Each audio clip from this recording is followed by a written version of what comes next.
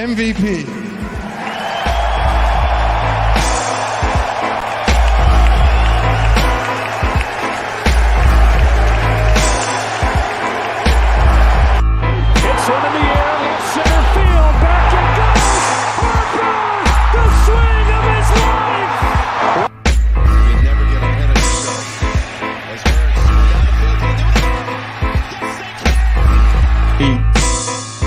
Renters do every day. It's always been that way for me. Always been a get better mentality every day, grow every day, be a better leader every day, be a better quarterback every day. And when that rent's due, I don't plan on missing no payments. So.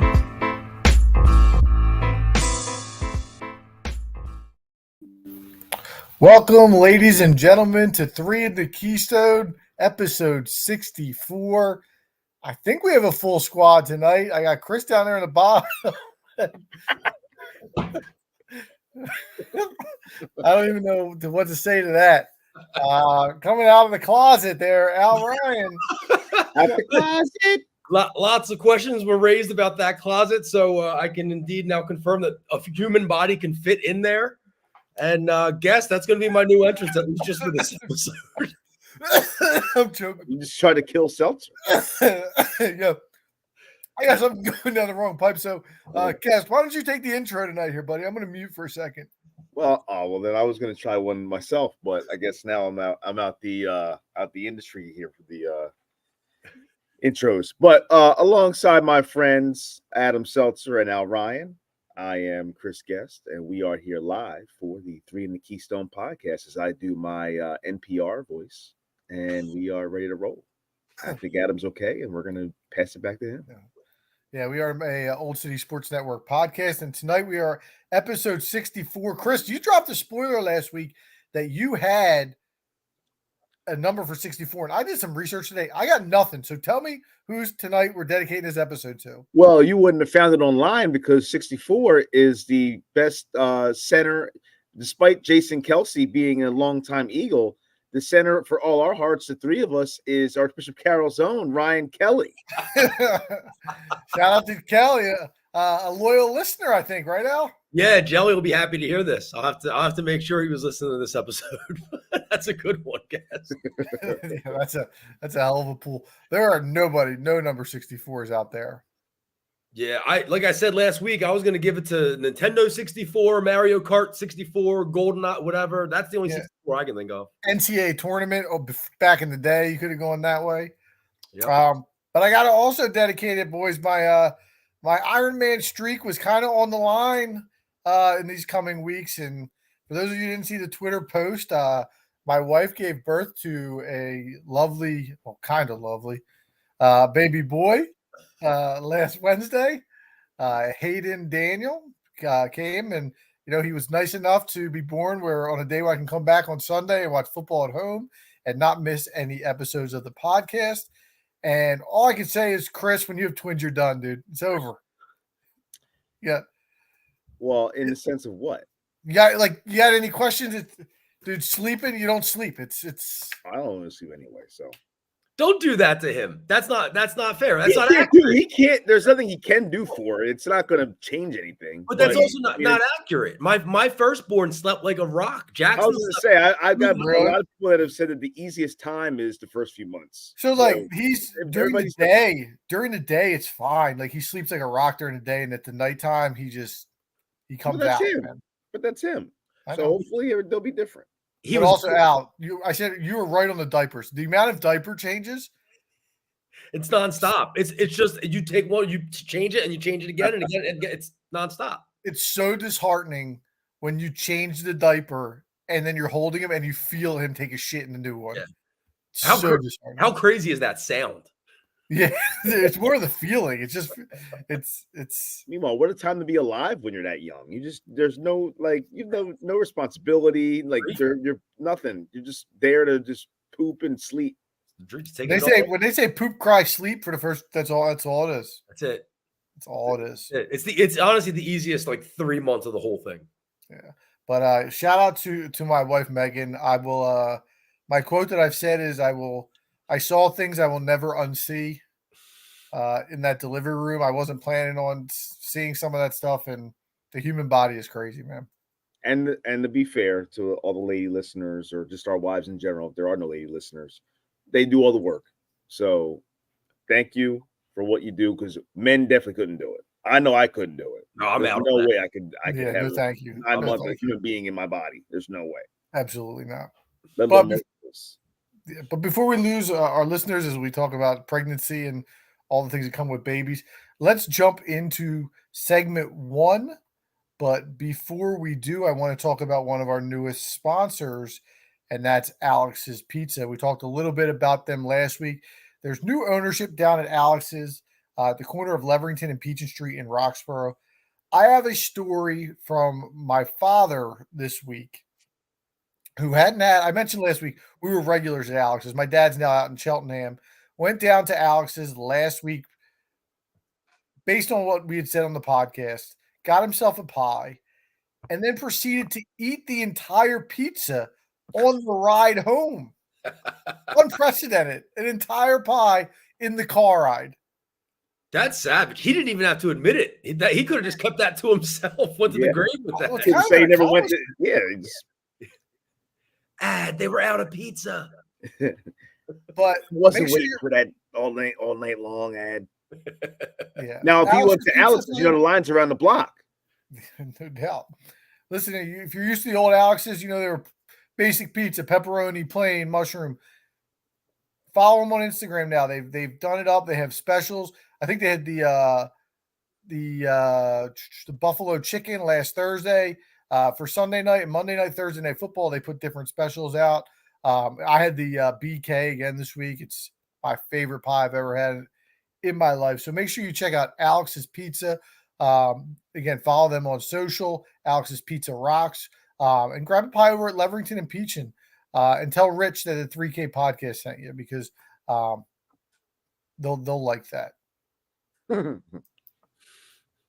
But let's jump into segment 1. I want to talk Phillies baseball, boys, because this is most likely our last episode before the playoffs begin, as the postseason will start next Tuesday afternoon. Don't know what time the Phillies will be playing, but we might be podcasting at this time next week, knowing whether or not we're up 1-0 or down 1, depending on what happened and what time we go out. But we've talked plenty this year about players we trust, players we don't trust, how the team is doing. I wanted to change it up a little bit tonight, and I wanted to go into who are looking to play in the wild card round. So again, the playoffs changed last year, where the first round is now a best of 3. The home team will host all 3 games. So if you remember, the Phillies went on the road last year to St. Louis and won both the first game and the second game behind Zach Wheeler and Aaron Nola. Phillies 87-69 entering tonight with 6 games left against the Pirates and the Mets. They're tied 2-2 now in the 9th. Coming off a nice series win against the Braves, taking 2 out of 3, and then a 4-game sweep of the Mutts. This magic numbers, they can clinch with a win tonight. They clinch a playoff spot, and it's all but pretty much done that they will be the number 1 wild card seed, which means they're going to host a first-round playoff series, barring something ridiculously crazy happening. But guys, what I want to do is, I think we have it pretty much settled down to 3 teams. I didn't include Cincinnati. If you want to make a case for the Reds, I will allow you to do so. But I have Arizona, Chicago, and Miami, and I want to go into each team separately, and then we can rank who we want to play the most to the least. You guys good with that? Yep. Yeah. All right. So let's start with the team that's in first, or the team that they'd be playing as of now, which is the Arizona Diamondbacks. Actually, they're technically tied with the Chicago Cubs. The Phillies lost 2 of 3 to the Diamondbacks at home in May, and then they ended up winning 3 out of 4 in Arizona come June. Arizona is more of a speed team. They're led by Corbin Carroll, who will win Rookie of the Year this year in the National League. The first rookie in NL history to have 25 homers and 50 stolen bases. Ketel Marte, Christian Walker, and Gurriel. And Chris mentioned last week a couple of horses on the mound. Al, give me your thoughts on the Diamondbacks. The Diamondbacks, I don't really fear them. They're probably the team that I'd like to see the most. They do have some bats. You mentioned Corbin Carroll, Kettle Marte, Christian Walker, Our Lady of Lourdes, Gurriel Jr., but they don't have any lefty pitching, and that obviously is good for a team like the Phillies, where we have a lot of power lefty bats. They're middle of the pack in all hitting categories. They're 20th in team ERA. We won the season series against them 4-3. I just don't think they have the experience, first of all, in the playoffs that, obviously with us potentially wrapping up the number one wild card seed, whatever you want to call it, they would have to come to Citizens Bank. And I just don't know if a team like Arizona is ready for that. So I would not be scared of this Diamondbacks team. Chris? Yeah, I share a lot of the same opinions on this with Al about Arizona, except for the fact that I do feel like they do have lack of experience in this spot. But at the same time, I think all three of these teams don't really have a lot of experience. The top two in their rotation they scare me a little bit. And if you talk to me about pitchers I'd fear the most, I don't want to say fear, that's a strong word, but pitchers that I would be the most not looking forward to facing if I'm the Phillies, and I would probably say Arizona's 1-2 of Gallen, and Kelly is the top of the three. Although you mentioned the Reds, for whatever reason, they don't hit those Reds guys. So I don't think we'll have to worry about them anyway. But that would be an interesting matchup because offensively, the Reds, I don't think match up with us. But as far as their pitching is concerned, Lodolo and some of the other guys, they do have lefties that have gotten the Phillies out and given them some trouble in the past. So, but anyway, Miami knows the Phillies, and they always play the Phillies tough. I don't want to see the Marlins.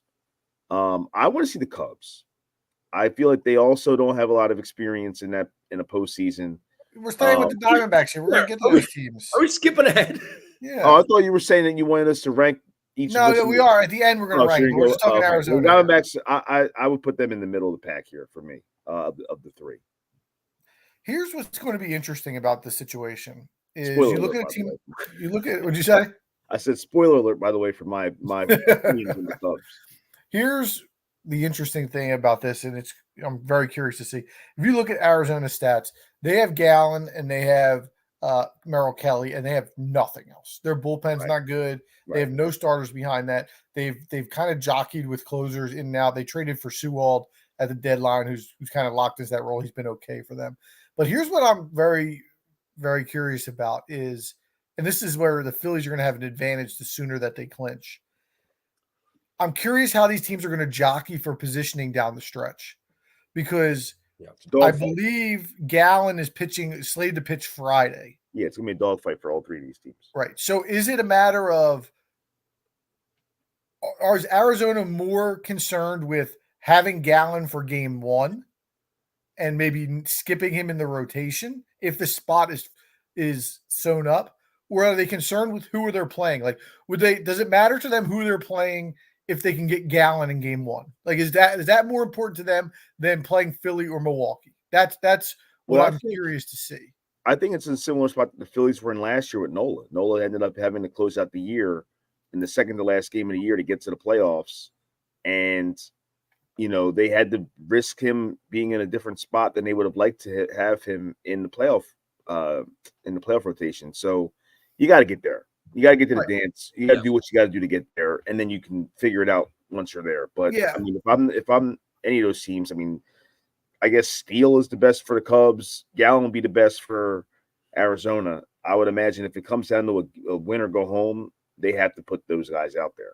I didn't necessarily mean – obviously, you have to play to win to get in. Mm-hmm. I'm saying if they are in, how much jockeying in regards to who they are going to play. If they're in, I think then I would personally try to set it up because, as you said, those are the only two starting pitchers they have with any type of talent. Man, let's be honest. So I mean, you don't need those other three guys potentially if you can have that 1-2 punch and steal a game. Right, you're 100% right. Right, and I don't think if with the rotation that they have, if they don't have those two guys pitching at the top, they probably don't have a shot to win the series. And on the same beat, if you've looked into the Phillies the way ours is lining up, we're going to have Wheeler Nola 1-2. Right, we've already got the perk of being able. But if they were in a race, like Nola would have to throw Sunday if it was win or go home. Right. Yep. And of course, the disadvantage is, if assuming we win the first round, which is, you never know what happens in a 3-game series, is you're going to the Braves and you're really going to have Suarez or somebody else start game 1, depending on what happened, because these guys are going to be on rest. That's what happened last year. Yeah. Rangers started game 1, so it'll be curious. Again, the Diamondbacks, they don't have a lot of experience. They haven't been in the playoffs since 2017. They got not a lot of nice young players, but I'm not overly concerned with the Arizona team. Let's go to the Cubbies. They're currently tied with the Diamondbacks. Phillies have taken 5 out of 6 this year, or is it 6 out of 7? I have a sweep. 5 out of 6. 5 out of 6. Okay, it was a 3-game sweep in June in Wrigley. Toughest schedule is the Cubs coming in. They have a 3-game set at Atlanta and then a 3-game set at Milwaukee. But, we just mentioned, I'm not sure how much those teams have to play for coming down the stretch. Offensively, probably the best team out of the 3 of these, with, Bellinger having a bounce back season. He has playoff experience. Dansby Swanson's been in the playoffs. Ian Happ's been around for a while. Chris, you mentioned there wasn't a lot of experience. I think this is probably the most poised and seasoned team. Even if a lot of them haven't been, they have a lot of veterans. Justin Steele has been awesome all year. He's a Cy Young contender, although I think he's pitching a little over his head. You'd probably see Kyle Hendricks and Jameson Taillon in games 2 and 3. What are you guys' thoughts on the Cubbies? They don't bother me. They really don't. They came out of nowhere. They got hot in the middle of the year. They were trash for the first half, really.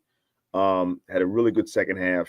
So that goes one of 2 ways. You can say either that, which one of those teams is the real Chicago Cubs. And honestly, when I look at their roster top to bottom, to me, I don't know. I just am not.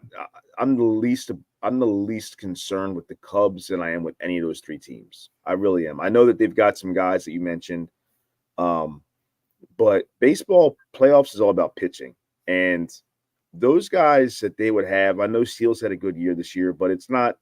I mean, let's be honest. Like he's having a good year. It's not a traditionally Cy Young-esque year.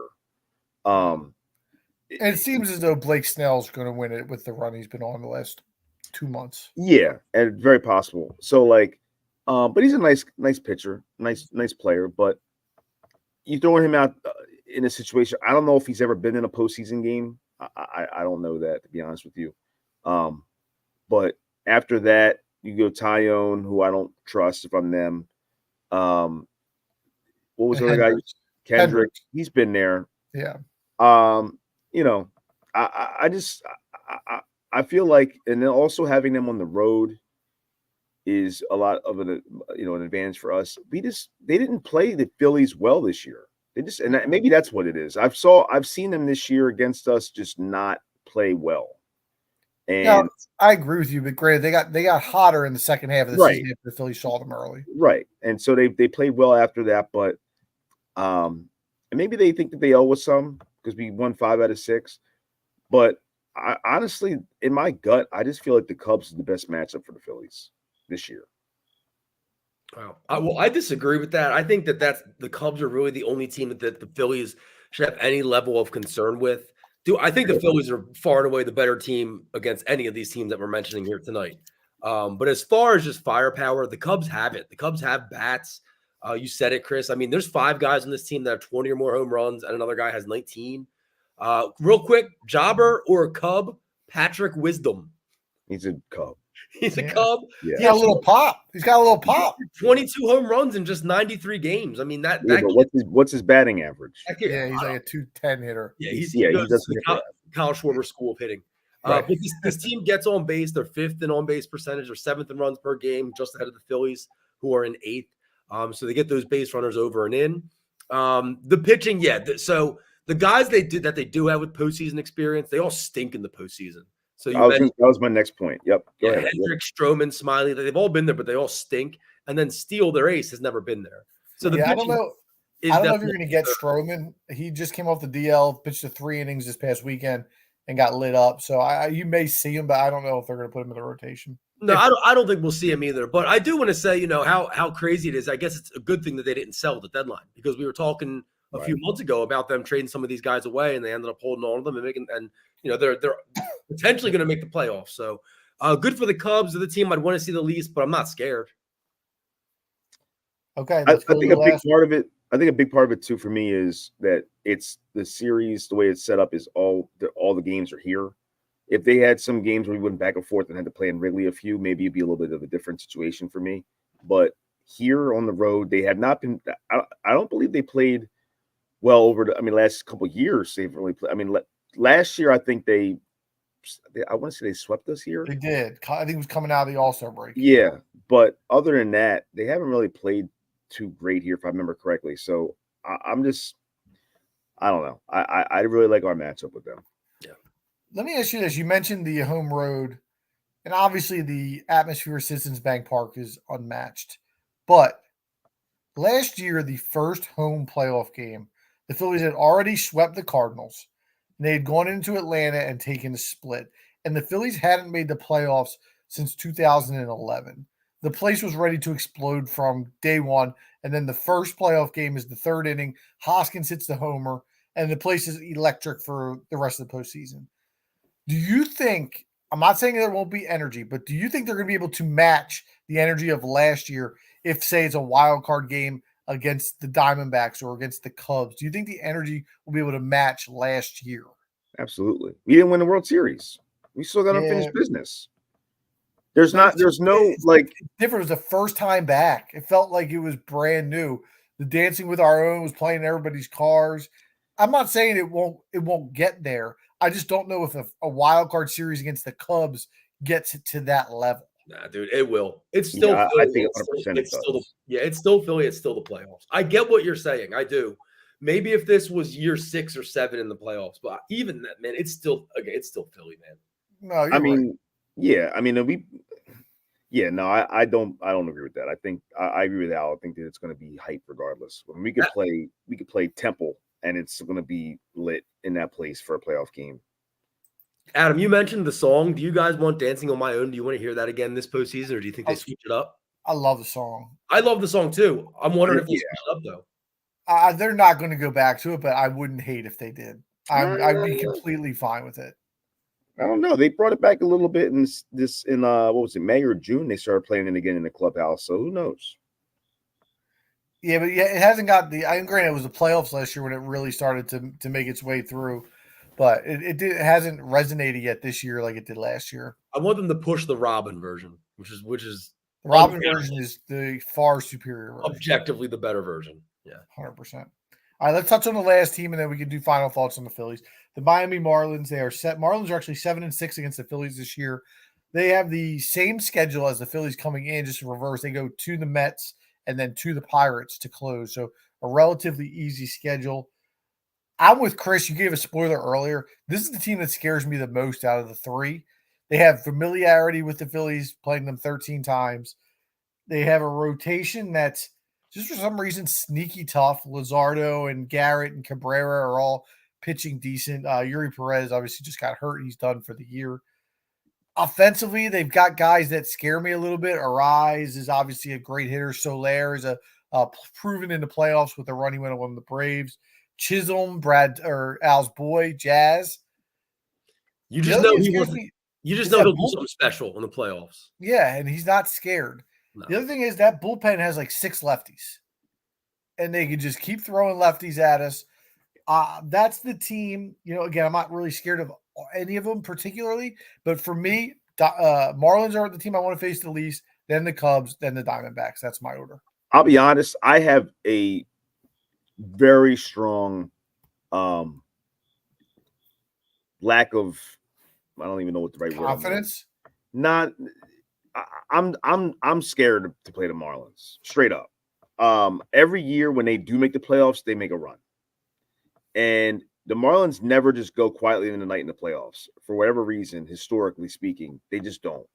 And they don't have a fear of playing in Citizens Bank Park. They've played here, 7 or 8 times, whatever it is in a year.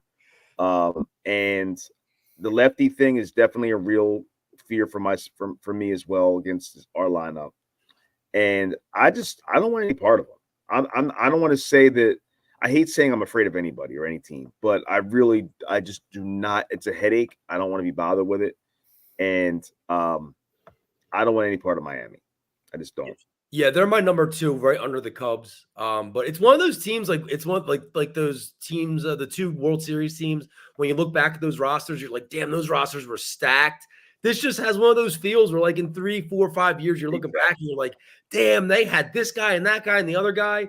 Arias, Luzardo, they had De La Cruz, Soler, Arias, Fortes. So, I mean, I can see it. And a little bit of a homecoming for Genie. No, Genie's gone. He got cut. He got cut. Yeah, like 2 months ago, dude. Genie's outside trying to get back in. Why the hell is he still on the baseball reference roster? I don't know. He's not on there. He got boot. This is where I get all my info from. He got traded. Credibility, one Gene Segura at a time. Every episode. Well, they got a guy named deadline. Jake Berger, so I'm looking forward to seeing him. Yeah, Berger mashes a little bit. He does mash. Yeah, Segura got traded at the deadline and then got cut immediately after by the Guardians. Right. I missed all of that. I was out on all of that. There were some people that wanted the Phillies to sign him back for the bench, but they didn't decide to do it. Well, wait, I got something for you to make up for it. How about Tanner Scott in the Tanner Scott is a guy I acquired in the show season. How about 8 innings pitched this season against the Phillies? 1 hit. Talk about a guy we don't want to see in the postseason. Another lefty. Yep, he's good. Throws hard too. Mm-hmm. So I think we have. Usually we are very much on the same page. I think we have 3 separate lists. So again, mine from most like to play to least like to play is Arizona, Cubs, Marlins. Chris, go ahead, give me yours. Mine is Cubs, Diamondbacks, Marlins. I'm least like to play is Cubs. No, most like to play. Oh, most like to play is Diamondbacks, and then the Marlins, and then the Cubs. Yeah, so three different lists by us. One thing I want to say too, real quick, is when it comes to Hoffman just had an incredible 10th inning just now. When it comes to the Cubs, another thing that makes me not fearful of them is the fact that they're coming from the NL Central. I know the Brewers are there, but Brewers are just a really good pitching team. Their offense doesn't scare me at all either. But they're playing the Pirates a lot. They're playing Cincinnati, who's hot and cold.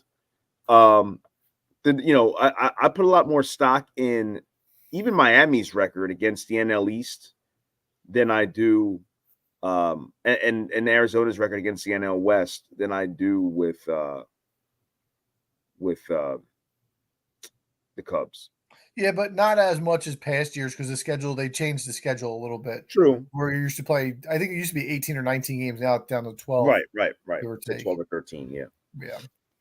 One thing I want to rant on real quick is my daily Rob Thompson or weekly Rob Thompson rant. I don't understand again tonight. Do we just switch the closer at the end of the year? Is that what we did? It happens. It's happening a lot. I don't, and they wonder why this dude is not pitching well. He's not in his right role. And again, I understand. I don't agree with it, but I understand in certain situations, a team has 3, 4, 5 coming up in the order, and they want Kimbrel to throw to them. Again, I like guys in their set roles and let them pitch to. They're going to pitch to, but I understand the theory of it. Tonight you're facing the Pirates, and it wasn't the middle of their line. I don't care if it was the middle of their lineup. Like, you don't need to do it. But apparently now Alvarado's our closer, and they're going to put Kimbrel in the setup man, which all that does is mess with guys' heads this late in the season.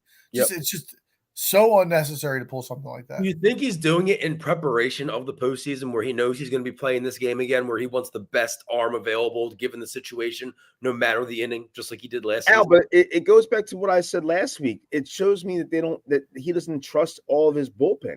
I know. I don't agree with it, but I'm just saying, like, it seems like he's prepping them for the same thing he did last year.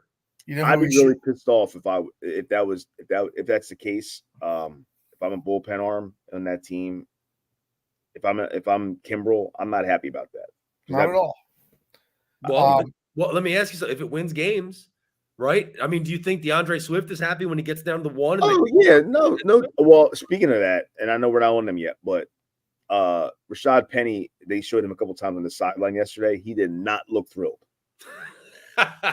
If you could see through his helmet, he did not look thrilled. I'll tell you who they need to try in the playoffs is Orion. Ryan Kirkering. Yeah.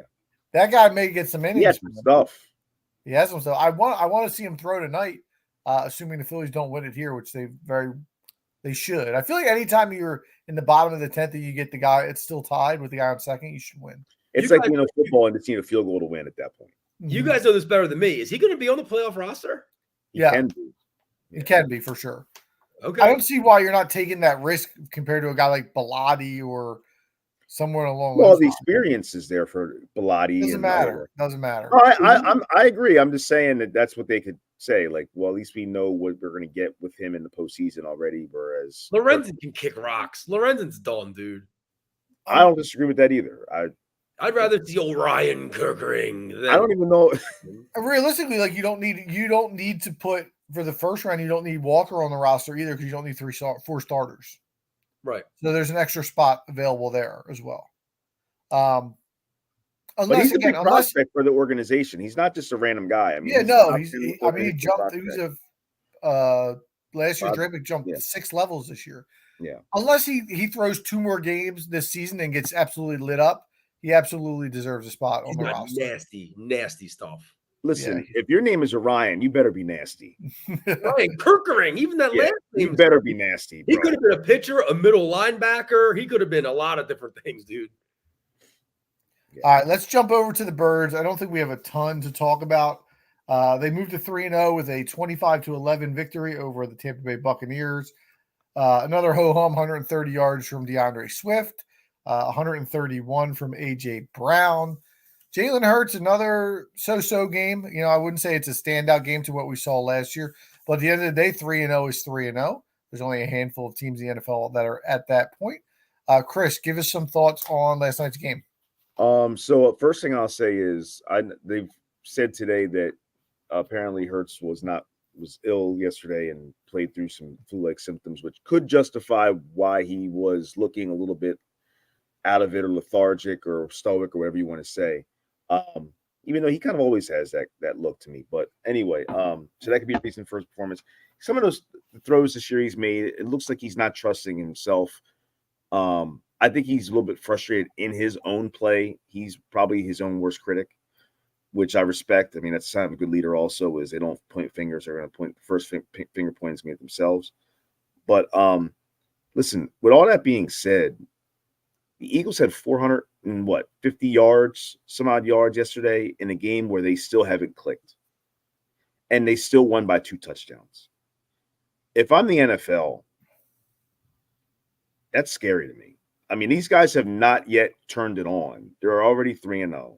Only one of 3 teams that's 3-0 at this point already in a league of parity. And they're only the 4th team in the last 20-something years to be in this Super Bowl and then come back and win their first 3 games. And there goes the Phillies. Rojas wins it. The Phillies make the playoffs. Let's go. So did Rojas scored? No, Pache scored. Oh, Pache was on base. Okay, I couldn't tell if it was Rojas or Pache. Okay, so they are in the postseason. They will be the 4th seed. And not officially. Not officially. Well, I think they have one they more. Will be. They will. I think they have a match number of 1 now. I think going forward to clinch that spot. If I'm not mistaken. 1. But yeah, so the fact that the Eagles had a whole hum game off it. But listen, I'll be honest with you, and I probably shouldn't be saying it, being that we like to have a somewhat of a family show, but I get a chub when I watch defense run around the field, man.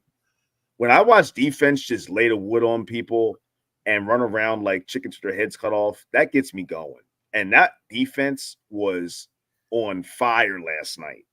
Jalen Carter is a grown A man. Jordan Davis is a grown A. Listen, that one play he had, I believe it was on Rashad Davis in maybe the early part of the 3rd quarter. I replayed it like 3 times. It looked like a lion jumping and pouncing on a zebra in the wild. He literally ran past him, and he grabbed him from behind and damn near belly to back suplexed him. Chris, I'm at the point where I'm more excited when the defense is on the field. That's always been me. I love that. I love good. Well, you know me. I'm a glitz and glamour guy. I'm looking for those wideouts, right? But dude, when that D line is on the field, 98 isn't every time he's in the game, you see 9-8. He wins every snap. The big ass 9-8 in the backfield every single time he's in the game. Let me ask you this because you brought him up, Chris and Adam. I'm gonna ask you too. Who is the more important duo to the Eagles for the Eagles over the next, let's say, 4 or 5 years? Is it Jalen Carter and Jordan Davis, or is it AJ Brown and Devontae Smith? I'm not sure AJ Brown and Devontae Smith are here for the long term. That's why I said like 4 years. They're all here for the next at least 4 years. So I'll take the 2 defensive players. You always have, I mean, as great as Devontae and AJ are, and I disagree with you, Adam. I think they'll make sure that they find a way to be here and room this core together for a long time. But with that being said, more important position, especially at the height of how good they are, is Carter and Jordan Davis. If you can control the trenches, you've got to continue that as long as possible. Well, they're making Cunningham look good. They're making Evans look good. They're making all these guys that are really, let's be honest, average guys at best look good. So let me just real quick, part 2, Carter and Davis or Mailata and Juergens over the next 4 years. Oh, it's still Carter and Davis, because I don't care what you say. The ceiling for Mailata and Juergens is not as high as the ceiling for Carter and Davis. Yeah, Jalen Carter's ceiling is best defensive player in the NFL. Yes. By next season. I was going to say he's already. I mean, unless he gets hurt, I don't see where he's not rookie of the year already. And I think that, I mean, he's winning snaps every time out there against seasoned veterans. I mean, it's not just preseason snaps where he's going against second and third string guys. He's going against NFL men, and he's just throwing them to the side. Yep. And I mean, people forget this guy was the consensus #1 overall pick that slipped because of off the field situations with the tragedy in Georgia. And listen, there's going to be 8 other teams that are going to, hate the fact that they passed on this guy. He's special. Absolutely. That's just what I thought. I thought Blankenship had a nice game last night. The interception was a really nice read. He had a good open field tackle also early in the first half. Screen pass.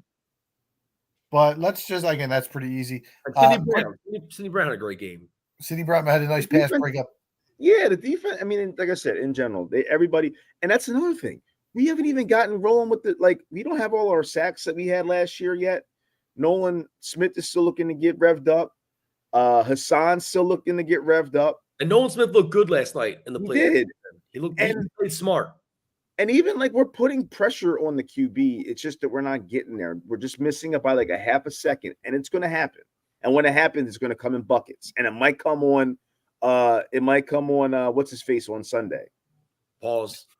So let's wrap it up with a prediction for Sunday. Washington comes in. The one of the only 2 1:00 games this year. What's his name? I forgot. Oh, Sam Howell. Yeah. So Al, let's go to you. Give me a prediction on Eagles and Commanders on Sunday. Sam Howell, most sacked quarterback in the league. This Eagles locker room wants revenge on this Washington team for spoiling their undefeated season last year at the Link. This is a team this run game is unstoppable, and I don't know how you're going to stop this offense when the pass game gets clicking, and it hasn't needed to yet, and it won't need to against Washington. Guys, I have a blowout cooking in this game. I can see 6-7 sacks. I can see 3 or 4 turnovers. I got 41-13 Eagles. I think they finally get in on this scoring bonanza that we've been seeing going on in the NFL and some of these other games with some of these other teams. So give me a big win for the Eagles. Yeah, I mean, the only blemish on Jalen Hurts' last 22 starts in the regular season is that Commanders lost last year, which is kind of, I mean, speaking of pausing, let's pause for a second and realize 22-1 in the last 22 regular season games as a starting quarterback is lights out. That's ridiculous. I agree with you, Al. I think they're going to avenge that loss, and I have around, I'll say 30-13, but I think it's going to be a big game by both sides of the on both sides of the ball also. All right, you guys. If you remember when we did our prediction show, I picked the Commanders to win this game. I had it as an L on my prediction list. I'm not there now that we're in week 4, but I think it's one of those games that's a sleepwalk game. And I think it's a little trappy, short week, 3-0. Washington's coming off a loss where they got embarrassed.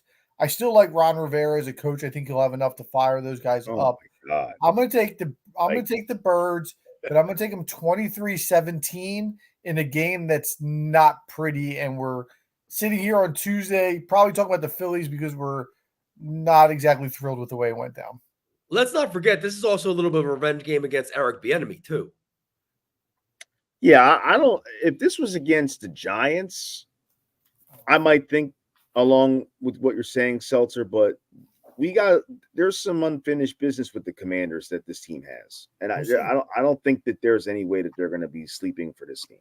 Don't forget the Joshua Harris effect. Sam Howell. Yeah, well, exactly. You don't forget it. That's the reason why they would be motivated also. Josh is going to be fired up to take on the Birds. Is he playing?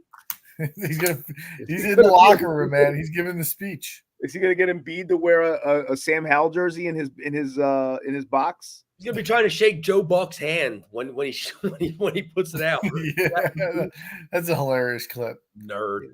All right, let's get into segment 2, guys. We're gonna continue to talk NFL. We were meant to get into it last week, but we got off the tracks a little with the University of Colorado discussion. So I want to do some observations, and then I was going to say fact or fiction, but the teachers out here were giving me the slang. What's the new term? The cap or no cap. Cap or no cap. So, Chris, since we have some older listeners, why don't you give us a quick recap on what cap versus cap is, and then talk a little bit about Warlord's grooming essentials. So it's pretty simple. Cap or no cap is basically if you are lying about something, the kids nowadays, they just say that it's cap. So if you say the sky is red, that's cap because it's not. One thing that's not cap is Warlord Men's Grooming Essentials. Guys, if you go on their website at www.warlord beard oil. The teacher at his finest here. Reading, writing, Warlord and then bear. And I'm like, wait a minute, a bear doyle. WarlordBeardOil.com and use our promo code OCSN15. You get 15% off your order. Guys, I like to have the facial hair. We talked about a few weeks ago. If you're not going to have a lot of hair up top, like I don't, you want to have some facial hair to balance it out. I got the chin strap still going. So these kind of grooming essentials are essential for you to have. Goes on really smooth. Like I said, WarlordBeardOil.com, promo code OCSN15. Get 15% off your order. Maybe I'll learn how to read next week. We'll see. But in the meantime, yeah. So, Seltzer, to answer your question, cap means that you're lying. No cap means it is the truth. So if we said beard oil is the truth, if we pick some up. We practice these ad reads. That's cap, right? That's cap. Clearly a cap. Yeah. Now, real quick before we get into the segment, Chris, do you know where what the meaning behind cap and no cap is? I really don't actually. I know it just started a while back, and I don't know. I never knew the origin of it. So no cap means like you take your cap off to show that like you have hair. Is that what this is? Yeah, like you say, like, yo, I got a good hairline, and then you take your cap off, and it shows that you have hair. And then the cap on, it's like you're hiding something. Oh, that's the origin of the slang. So funny story about that real quick. So at one of the Sixers games about 2 or 3 years ago at this point, Ian, who's a good friend of mine and a listener to the podcast, he and I were at the Sixers game, and he always jokes around about every single thing on earth. So we're walking around, and we've got a rapport now with some of the concession stand people because we're there a lot. So he went to one of the girls and he says, yo, I started cutting hair. So she's like, oh, yeah. He's like, yeah. And he takes my hat off. This is like in the cold of winter. I had not had a haircut in who knows how long. My hair is a mess. She let me see. Takes the hat off. Damn. Damn. That's what you're doing? And I was like, he was just playing. He ain't really cutting my hair. But it was just the reaction was hilarious. But anyway, that's interesting that's where it came from. She told you she told you to get some of that Bear Doyle. Yeah, the bear. Yeah. You need the bear duel. That's a classic moment. All right, so let's start. I'm going to throw one out. I'll throw them out. We have a list here. Let's start with the Indianapolis Colts. They are 2-1. They have won 2 straight road games with wins over the Houston Texans and then an overtime win over the Baltimore Ravens, a surprising victory. They are leading the AFC South at 2-1. Nobody else in the division has a winning record. Cap or no cap, the Indianapolis Colts are contenders in the AFC South. Let's start with Chris. Cap. Oh, well, no, I'll still say cap. Yeah. I'll still say cap. You changed it because it said AFC contenders. Right. That's what I was throwing off. Yeah, no, we can't go AFC contenders. Okay. That's a clear cap. Yeah. Even in the division, though, I mean, it's still Jacksonville's to win. I mean, even if they won 7 games, they still will probably win this division, the Jaguars. I don't think any other team in the division has 7 wins in them, including Indianapolis. Yeah, I got clearly cap as well. They might be leading right now, but it's only 3 weeks into the season. They're 2-1. Everybody else is only 1 game in the win column behind them. They had a weird start. They lose their home opener, and then they win 2 road games at Houston and Baltimore, and one with Gardner Minshew at the helm. They're giving up more yards than they're gaining. They're just winning the turnover battle, and teams are committing a ton of penalties against them. Things are going to even out. This team's not a contender. This is cap. Yeah. This is they might actually wear a clear cap. Not cap, boys. It's not Not cap. So And I am buying Shane Steichen as a coach. I think he proved last year that with a dual threat quarterback, he could put together a extremely competent offense. And I think with Richardson healthy, that he's going to be a huge spark. Listen, I don't know what's going to happen with the situation, but if they get Jonathan Taylor back after week 4, I don't know if they're going to trade him or not at this point. That's a huge addition to this team. And look, the Jacksonville Jaguars, as much as I was as high on them as anybody, they've looked terrible to start the season. The Houston Texans are not a contender this year. And who am I missing? The Tennessee Titans were all sour on as well. I'm not saying they're going to win the division, but I think come week 16 or week 17, they're right there. I'm sorry. I'm laughing because Al, do you have a cricket? It's loud as hell. It's right there. It's right there. I had that last week. Who was Jiminy Cricket is around in these your house. Yeah. I had it last week over there in my laundry room. It's loud as hell. It's funny. I can see it. All right. Sorry. Seltzer, look, it's the AFC South, so I guess maybe everybody's a contender, but I don't believe in them. Yeah, let's go to the next one. Move on. Right. The Arizona Cardinals as a capable NFL team. Let's start. Who did Chris? You went first last time. Let's go to Al this time. I think that's no cap. I think that's true. They are a capable team. They're averaging 5.6 yards per rush right now, which is second in the league. James Conner's averaging 5.2 yards per carry. They just beat a Dallas team that everybody was all of a sudden ready to give the NFC East to after just 2 weeks. Josh Dobbs looks more than capable as an NFL quarterback. 2 touchdowns to 0 picks, 72% completion percentage. So I think this is real. I think they're not the doormat that everybody thought they would be, despite the fact that they have no household name. So no cap. I think they are capable, and I think they are going to rattle off maybe 6 wins when everybody had them at like 3. I had them at 6. You guys had them at 2. Yeah. The question is, what does the cricket think? Can you hear him? I think he's trying to put his input. Yeah, go ahead and give your feedback, Chris. I'm going to go. Look, hold on. We're going into it. My man Jonathan Gannon said it best. So shots, explosives. Bing, bing, bing, Yeah. bing. No, they're not a capable team. They're capable of hanging around for a little bit. I'll give them their due that they've held their own thus far this year against Washington, the Giants, and then obviously the big upset against Dallas. Here's their next 6. Ready? At San Francisco, Bengals, at Rams, at Seahawks, Ravens, at Browns. Well, at that point, the tank begins. And that's 6 losses. And it's maybe they get 1. Maybe total cap for me also. They haven't played it. I mean, they played Dallas and they played them tough. When you're a bad team, especially Dallas, if you have them on your schedule, it's your Super Bowl because of the attention you get. You get a lot of their fans coming to your building. They played hard for it. Gannon knows them from being with us for a couple years, so it was a perfect storm for them. They do not. I mean, what they play? What Washington before that was it? Giants, and then Washington was week 1. Giant, yeah. So I mean, they really haven't played anybody. I'm not.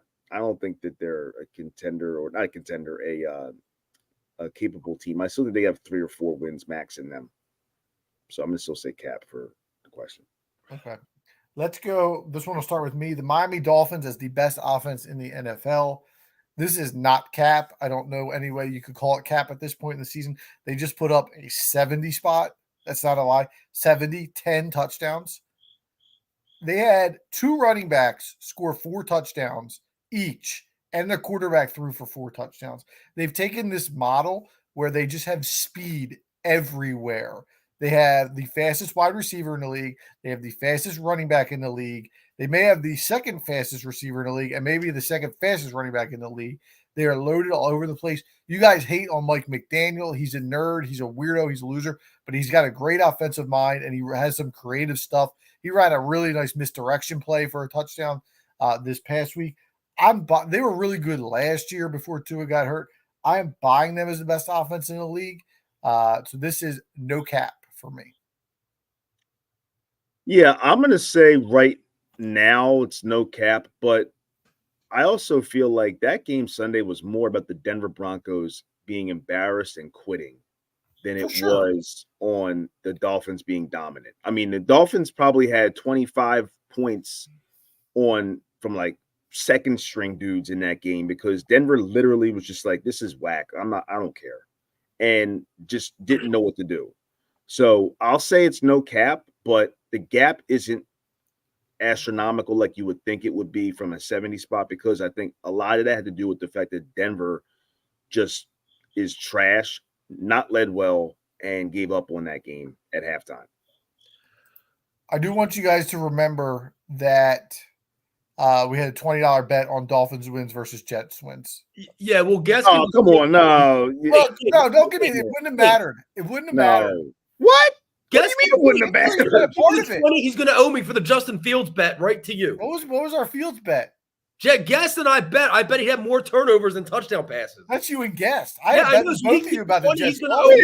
Wait a minute. To you. No, wait a minute. What do you mean it wouldn't have mattered? Aaron Rodgers on a team is an astronomical difference. Yeah, no. Listen, the Jets would have been better, but the Dolphins were still going to win more games. We got to check the tape. You know that. We got to check the tape. I know. I don't agree with just. It doesn't matter. Injury is part of the game. The bet is the bet. We got to check the tape. Don't worry, Colin Kaepernick is coming to save the day. You see the letter he wrote? Yeah. Dude, Kaepernick, Wentz, Matt Ryan. Squad. They're going to. You in on Dolphins' best offense in the league? This is the easiest question we've had. It's no cap because they're first in points, yards, touchdowns per game. They're first in yards per rush, first in yards per pass. So they are. It's literally factual. By definition, they are the best offense in the league. But one thing I did want to bring to our attention, they have the second lowest sack percentage given up in the league. So they're protecting Tua, which we all said was the number one priority. So they're doing a good job of keeping Tua upright. But I will say, because of that game, as well as the playoff game last year, I don't know if they're going to talk about trap games.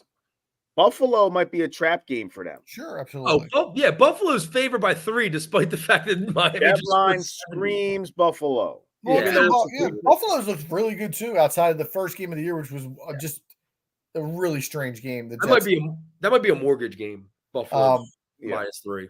They come back to earth in that game. Speaking of lines, before we jump into the next one, how bad do you have to be a home underdog to a team that just gave up 70 points? The Chicago Bears are 3.5-point underdogs. I believe it. They play with 10 men on the field on offense. They have no quarterback. All right, let's go. Hey, you know what? That's somebody's son. 3 weeks in, guest. Are you ready to admit it? That's somebody's son. As Dion said years ago, that's somebody's son. Are you ready to say it? He stinks. It might be your son. I feel like, you know what? I don't know. That they might be even worse than they were last year, the Bears. And he's been a big part of it, Fields. Yeah. I gotta admit, he has not been good at all. He hasn't been good. And just so you can see that I can be objective about these Ohio State Buckeyes in the league, CJ Stroud doesn't look bad. No, he doesn't look bad. Ready for this? I had this in my my tool chest. I was going to bring it out at some point.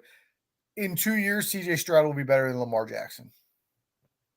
But they're very different quarterbacks. That's a weird. I'm just saying. I think he's going to be better. Well, he's better than Justin Fields right now.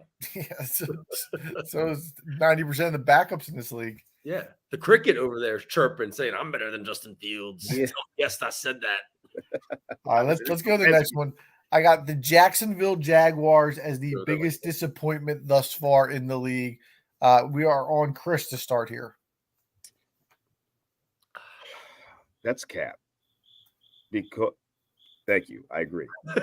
Because I feel like, honestly, there were people who thought that with Sean Payton, Denver would make noise, and they just got obliterated. And that's not, I mean, that's putting it kindly. I mean, that's a game where you look yourself in the mirror and you got to figure out if this game is still for you. Honestly, I mean, seriously, like Garrett Bowles after that game, I don't know if you guys saw that. Yeah, I did. Garrett Bowles literally was pretty much in tears at his locker. Like, I've been here for 7 years and all we've done is lose. Yep. That's a soul snatching game. That dude's soul was snatched. Yep. And Sean Payton, for talking all that crap on Nathaniel Hackett and the job he did or didn't do last year, and then came out there and let something like that happen, shame on him. So I'm going to say I'm going to say Denver is the most disappointing at this point. And you can also even say the Bears. Yeah. Well, to some people, they're playing about what I expected. Maybe they're playing a little bit better than I expected, to be honest. I'm actually going to also say Cap, but it's for a different reason. It's for we just talked about this team. It's out of their control, but it's the Jets. The Jets are the biggest disappointment. It's totally out of control, but it's true. I mean, they're saying that this team had Super Bowl aspirations with Aaron Rodgers, and 4 plays in, the dude's done for the year. So, I mean, it's the Jets, but guess I'm with you. If you want to take the injury out of the equation, Denver is right up there as well. Jacksonville, I think, still has a chance to – it's the AFC South. They have more than a chance to turn things around after just 3 weeks. They're only 1 game back in the win column. So a home loss to Houston is a disappointment, but it's still a division game, and their other loss was to the Super Bowl champions. There's plenty of wins left on this schedule. And the Jets are definitely a viable candidate for this spot because of the fact that I know, Seltzer, you were kind of making a noise like you didn't know, but Rodgers getting hurt was obviously the biggest deal. But that team put all their eggs in that basket, and they got burnt in 4 plays, and they had no answer. They still thought Zach Wilson could play half a damn. He can't. Yeah. And they're better. You know, Joe Namath, who came out this week and said a lot of bad things about the team and Zach Wilson. I might trust Joe Namath right now to go out there and get more yards. And we all know Joe doesn't care about this team struggling. I'm going to go Cap as well. I think Jacksonville has been a disappointment in the way that they've played, but I had 3 other teams on my list I think are bigger at this point. Denver was one of them. Minnesota also, although I think we all thought they were a little fugazi, but at 0-3, I didn't think anybody think they'd be there. And listen, I still have, despite the fact that they won a game last night, I still have Cincinnati on that list at this point. Yep. They have not looked good.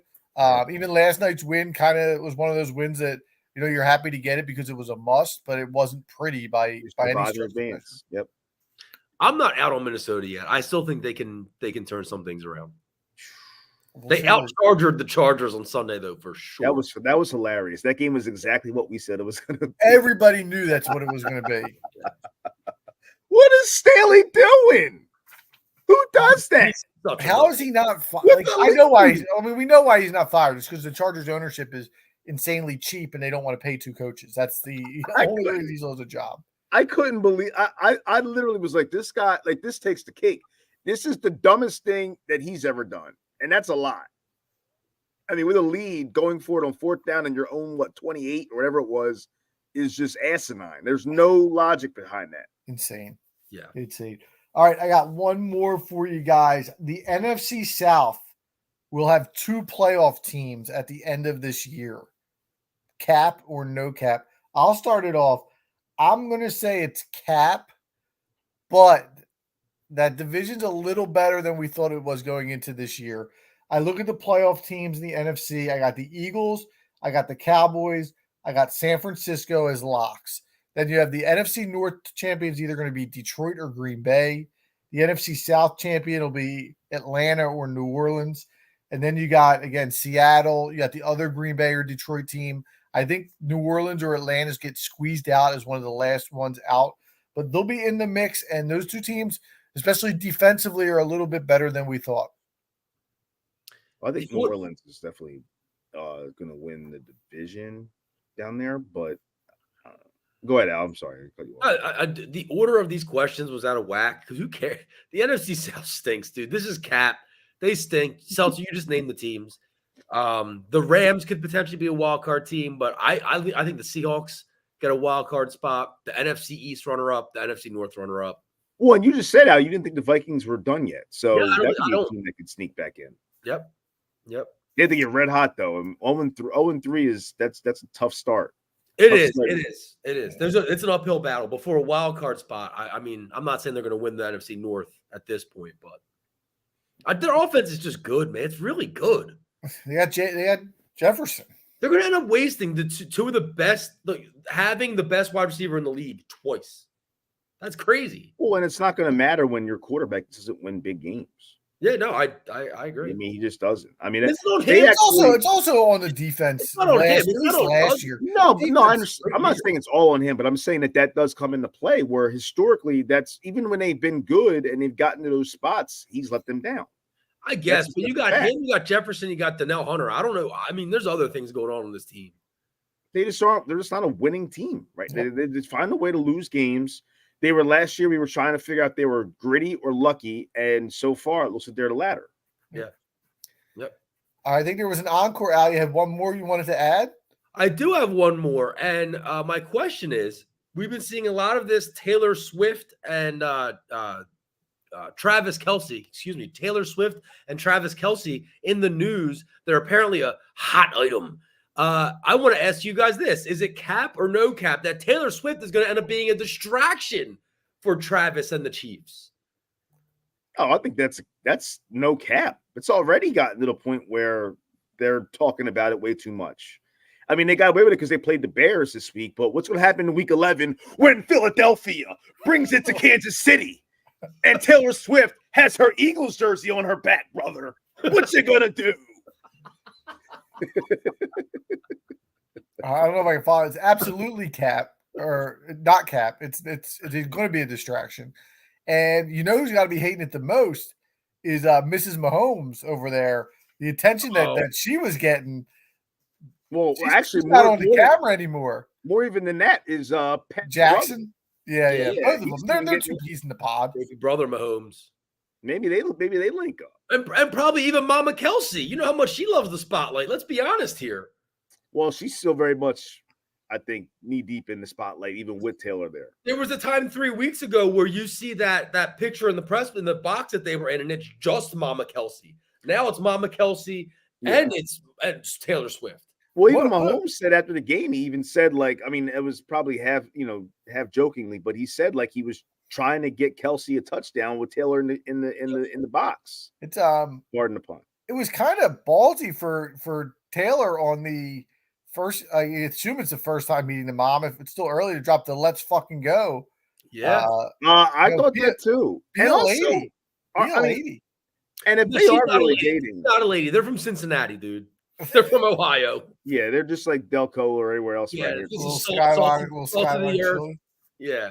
I wonder too, like if they are really dating or whatever, like how long has it been going on where he's cool with her being in the box with his family already?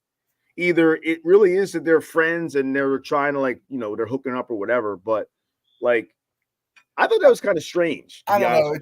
I agree with you. It's probably a little strange, but if you have a box where you have seats and you're going to invite her to the game, I don't think you're going to throw her out in the stadium. You have to put her in the box. Well, first of all, she can get her own box. Yeah, that's also true. She could have bought out the whole stadium and just sat her ass down by herself. Right. She's making $1 billion on this tour. She can buy a box. Yeah. What's in the box? All right, let's wrap segment 2. But before we do, guys, we have to go with our lock of the week, and I'm glad that there was some improvement.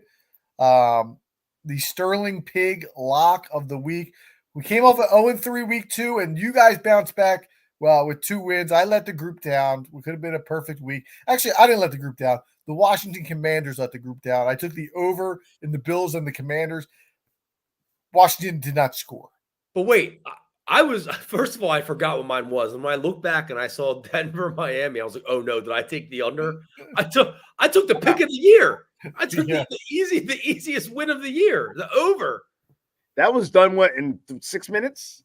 Blink of an eye, you cashed out. You were buying whatever you wanted, Sterling Pig, the Schote Pilsner. You were buying yourself 2 cases. No better feeling than when you pick an over and it hits early in the game. And that's why the over is the best bet in sports, because it's the only bet that once you win it, it's locked. You can't lose it.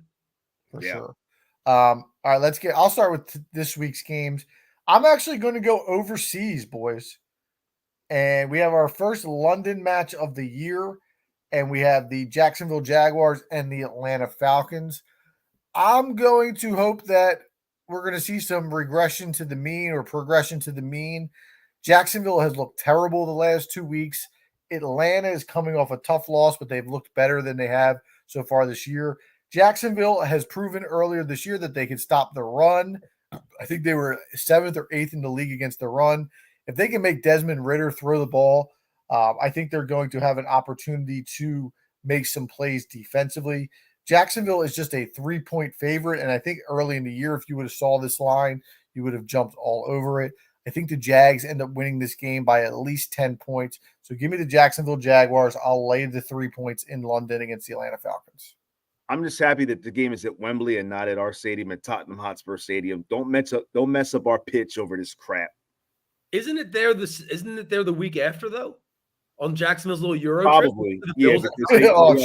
They always host games there because that stadium is like a friggin' Look at that footy knowledge from your boy. There you go.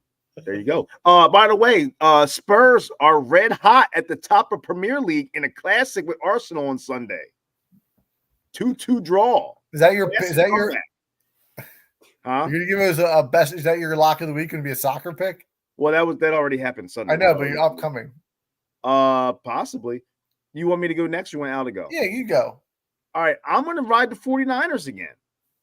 I'm going to ride San Fran. They are minus 14, which I believe is the highest of the week. And look, I think that they're in a good spot with Arizona coming off of a win. Maybe they're feeling themselves a little bit. They also have some beef with Gannon still after that game with the Eagles last year. We all know that the 49ers have not forgotten about that game. And they know Gannon was on our sideline. All right. And the last thing they're going to remember about Gannon is that game. So I think that they're going to take it out on the Cardinals a little bit. I think that it's going to be, I'm going to say I feel like it's going to be like a 38-6 type game.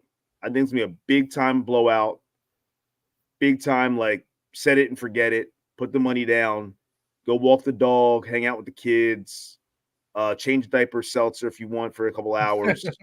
I think you'll be fine and put the money down and set it and forget it with that 14. It's high. It's a high number, but I'm confident. I looked at it.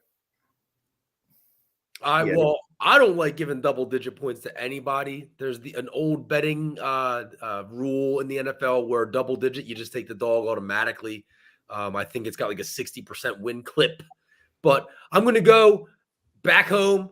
I can't sit here and in segment 1 say that I think the Eagles are going to win 41-13 and then not take the Eagles minus 8.5 as my best bet when I think that they're going to win by 28 points. So simply enough, that's my best bet. Philly minus 8.5. You can lay up to 9.5, but don't lay 10. Don't lay 10. All right, boys, we're eating some chalk this week. We just watched Arizona beat Dallas outright as 12-point dogs. We're eating the chalk this week. Jacksonville, Washington, and San Francisco. So hopefully we can get a run. We're actually working on something to maybe make this a little more incentive to you guys, the listeners, but more on that to come in the future. Real quick, Seltzer, before you keep going, do you think that for the date that they have after the game, you think that Kelsey put on some Bear Doyle for the ladies? If Travis Kelce is not rocking the Baird oil, I don't think he's getting a Taylor Swift type chick. So we had a good point. Kelsey got the shave all of a sudden for old girl. So you know what that means? That means that stuff is all right. That's what that means. We all know what that means. As men. I don't know what that means. As men, we all know what that means. You do something drastic like that, he ain't shaved in a minute, and all of a sudden it's going just a mustache. He's had the stash for a while, though, I think. Yeah, but it went by itself. All right. He's going to some stash. I think that's what I've been out like. the game for a while, guys. I've been out the game for a long time. Yeah, I'm looking at a decade strong at this point. All right, so we're going to jump into segment 3, where we had some fun last week with trivia. Now we're going to do some different stuff today on the Sporkle and test our general knowledge about various topics. But before we do, Al, do you want to talk a little bit about Outlaw Beer? I would love to. I mean, you guys see it every week. If you tune in live on the show, you watch on YouTube. I'm always enjoying a beverage or two during the show. I'm a beer guy, right? And if you're a beer guy like me and you like your beer and you like it to have a little bit of flavor, you're not just drinking watered down, you know what I mean, manufacture where it's in these big boastful vats, right? And they're producing millions of beers at a time. I want you to get your beer from Outlaw Beer. Okay, you're going to go to www.outlawbeer.com. Light, crisp, and crushable. I mean, talk about 3 adjectives that you would love. Anybody would love to be described as those 3 things, no matter what. If it's a product, right? So their motto is find your wilderness. Guest, I know that you're more of a liquor guy, but I want you to get yourself a case of this Outlaw Beer, and I want you to find your wilderness. Okay. And maybe that'll help you with some of these ad reads, because you notice I didn't say something like Outlaw Beer. Listen, I'm glad we got Outlaw Beer on board, because you might have lost another one from that read that I had. Yeah. So I'm looking forward to voicing Outlaw Beer on an upcoming episode. But yeah, go find your wilderness, guys. Outlawbeer.com. All right, guys, we are going to jump into some Sporkle. We're going to do some random ones, but you guys have requested a wrestling quiz. So bear with me as we try to pull this up. This is live. Take your time, Seltzer. I got a filler real quick while you're waiting, while you're trying to go ahead, hit it up. How do you feel? I'm watching while we're talking here on the show. How do you guys feel about this wild World Series-esque celebration going on in this dugout or clubhouse for the Phillies right now? So I turned it off, but I don't know. I mean, it's like they won the. I'm feeling some kind of way about this. It's not their first year at this point going in anymore. But you know, it's a party team. They're partiers. Yeah, and if it works for them, then I'm all for it. I'm just like, I mean, they won the pennant last year, and they're just kind of acting like they've never been there before already. So no, I don't mind it, Chris. I think it's different in baseball. You play so many games to get there. That's true too, right? And then let's not forget, how long of a drought did we just have? Like, it's not a given. It's not a given to get back there. You're right. It's true. All right, Jen. So I think you can see on your screen. Can you not? I can see it. I can. I mean, it's tough to see. It. Okay, I just made it a little bit bigger. I think. Yes, maximize the video, guest. You'll be able to see. Yeah, it. that makes I did it. 211. Right. Yeah. Wait. What? We're gonna sit here and name 211 guys? Oh my we're gonna wrap up. So there's gonna be multiple ones. So these are the Attitude Era. You can scroll on this. So it's the World Champions, the Intercontinental Champions, European Champions, Hardcore, Tag Team, Light Heavyweight, and Women's. What is this all time? No, just the Attitude Era. So 97 through 01. We rip on Mike McDaniel for being a nerd, but the nerd is about to come out hard. Yeah, this is the L, dude. All right, I'm gonna click play, and we're gonna go. So I'm gonna start off with Stone Cold. So you'll see, obviously, Stone Cold, Triple H, Rock, Jericho, Foley, Angle. Wait, so this is from 97 to what? 97 through 01. Bret Hart, the Big Show. So let's look at the world title. Let's look. So who did Austin lose it to in June of 98? No, it's the other way. Oh yeah, it is. Didn't Mankind have the belt? Kane in the First Blood match. First Blood, yep. Didn't Mankind win the belt at one point? Yeah, I just put him in there. I got him. Undertaker's got to be in here. Oh yeah. So we're only missing 2 world champions from 99 Somebody held it for 6 days and 50 days. They beat Triple H for it. Did you put Big Show in there already? Big Show. No, Big Show's won. Did Uh, Lesnar have it? Nah, no, not that early. Not that early. Cena wasn't around yet. Yeah. So somebody beat Triple H and only held it for 13 days. 99. No, it says 6 days, wasn't it? There you go. No, McMahon. I don't remember that. I just typed that in. How bad is that? All right, put Christian for European and Intercontinental, and Yeah, put how about Edge, D'Lo? Yeah. D'Lo Brown. Jeff Jarrett. Jeff Jarrett's a good one. Hold on. I gotta bust out on the way. Oh, it might be too late though. My bust out. Owen Hart. Oh, did I type in Owen Hart? Oh, yeah, he's already on Yeah, there. you already put that in there. X-Pac. Yep. X-Pac. Val Venus. That's a good one. Ken Shamrock. That was Europe. He was a European champ. Yep. The Godfather. Godfather. Yep. Got some hardcore down there. Hardcore Holly. Yeah, go down to hardcore. Raven. Hardcore is hard because there was that 24/7 rule. Yeah. All right. Here's my hardcore. I think it was later, but here's my hardcore bust out. Maven. Nah, he didn't win. He didn't win nothing, did he? Yes, he did. He won the hardcore title. Look at these tag teams. Dudley Boys, and then the Hardy Boys. Didn't Gilbert win the light heavyweight? Oh man, that's unbelievable. Takumi Shinoku, Brian Christopher. Jeez. Oh, he never won it. How about Scotty Taylor? There you go. Rikishi. There you go. What did he win? All right, women's Lita, Trish. Yeah, Trish. Tori Wilson. Yep. No Trish. Just Tori. The Tori, the one that was with X-Pac all the time. I think we're just Tori. No. Yeah. Ivory. Yeah, that's a good one. And then China and Sable. And what about Jacqueline? Oh yeah.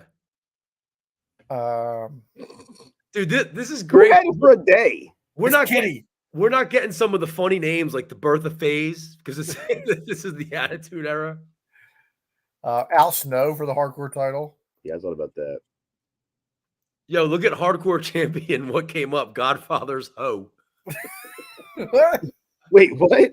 Yeah. They're like, we'll accept it. We'll give it to you. Whoa, look at all the. What about like with Benoit and Guerrero, and who else came up? I don't think Malenko ever got. Oh, Malenko did. That was your man. That was your boy, the Iceman. How about Rey Mysterio? Remember when he had a good one, Chris? Oh no, it was afterwards, I guess. Remember when Dean Malenko had the ladies' man gimmick? Yeah, it was terrible, dude. The Oddities ever hold any titles? No. Nah, dude. Kurgan? No, that's not Attitude Era. Oh shit! No, that was the era, but they didn't win nothing. Yeah. Golga. Who else was around then? European title. We're missing. First of all, we're way ahead of the curve already at 157 in 5 minutes. We're way ahead of the curve. We can relax on this one. Yeah, but now we got the tough ones. Booker T, was this before? I tried that. Nothing for Booker. Buyout. What about Chavo? Ooh, Chavo. No Chavo. I'm trying to think hardcore and European, the two jobber belts. Doug Furnace and Phil LaFon. Oh. What about Draws? Headbangers? Rest in peace. Draws? No. LO Legion of Doom? You might have. There you go. On there. Yeah, they had a second run. Remember when Hawk fell off the Titantron? Yeah. They kept bringing his drinking problems to television. Savage. Well, we almost got all the tag teams except for 2. Wait, hold up. So it's 99 for 35 days. Test. Did you put Test? No, I just did. He popped up somewhere. Prince Albert. Did you get Angle? We got Angle. What JBL? There you go. The Acolytes. We got all the tag champs. Look at that. in less than 6 minutes, guess. How about Gold Dust? Gold Dust was Intercontinental, Yeah, yeah. he definitely won. Yep. I'm trying to think of who won it for a day, the Intercontinental Championship. Those are just so hard. It's probably someone that's a jobber that won it for a stupid match and then lost it the next night. Yep. Yeah. We almost got all the Intercontinentals. The hardcores are where we're struggling here. But the Dudleys, like if you put them in, Bubba Ray, Diva, I think it all adds up. Dudley, you just throw Dudley in there. Yeah. No. Nothing works for them. Oh, no. Oh, how about Crash Holly? Oh yeah. Whoa. Oh. Oh. How did Big Show win the hardcore title? Because everybody did. Everybody got a turn. Look with at all these people. Like, this is like a WrestleMania match. They held the title for 0 days. That was when they just it was like a time limit match. Yeah, wait, didn't Briscoe and Patterson? I think you're right. There you go. The Stooges. The Mean Street Posse on here somewhere. Oh, I love that. Joey Abs and Pete Gas. I think you might need to know their name. Pete Gas. Ooh, Pete Gas with a hardcore belt. Joey Abs. Joey Abs. Wait, he's a 2-time hardcore champ. Pete Gas. It's time to wrap it up. How about Mark Henry? Oh yeah. I was gonna say he won something. A European title. Sexual chocolate. That Intercontinental belt is pissing me off. Dude, that's a tough one, man. What about Ken Shamrock? I got him already. What about Steve Blackman? And there you go. I think he's hardcore. What about Dan the Beast Severin? No. Did Terry Funk win any of these hardcore belts? That's a good guess. I like that. I think it was Chainsaw Charlie. Yeah, try that. Nothing. Did we get all the women? No, we're missing a few. We could. Miss Cat, Kitty Cat. I got her, Miss Kitty. She's on there. Oh. Was Trish back then? No, yeah, we tried her. She didn't come up. What about Medusa? Or Alundra Blaze. Alundra Blaze. Yeah. I think she's gone by then. I'm not spell that. It wasn't like that much. That is how you spell it. I thought it was regular Blaze, wasn't it? Oh, I think it's. I'll try it, but I don't. Because YZE is how she spelled it. What about Stevie Richards? Hardcore, no. I think of the women. There's definitely Taz.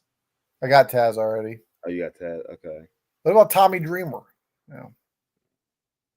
RVD? I don't think he was there yet. What about Mark Merrow? Perry Saturn. No Merrow. Perry Saturn. Perry's in there. He won the hardcore belt. We got all the hardcore champs. No, we didn't. Look, we have. There's like 4 columns of hardcore champs. Oh, well, wait. Oh, I thought Victoria was gonna do it. Scroll up. Oh, yeah, we got okay. Yeah, just one row. All right. We only got 14 left. That's sick, dude. We're not even halfway. We got half of the round still. Yeah. All right. For time's sake, let's do 3 more minutes. All right.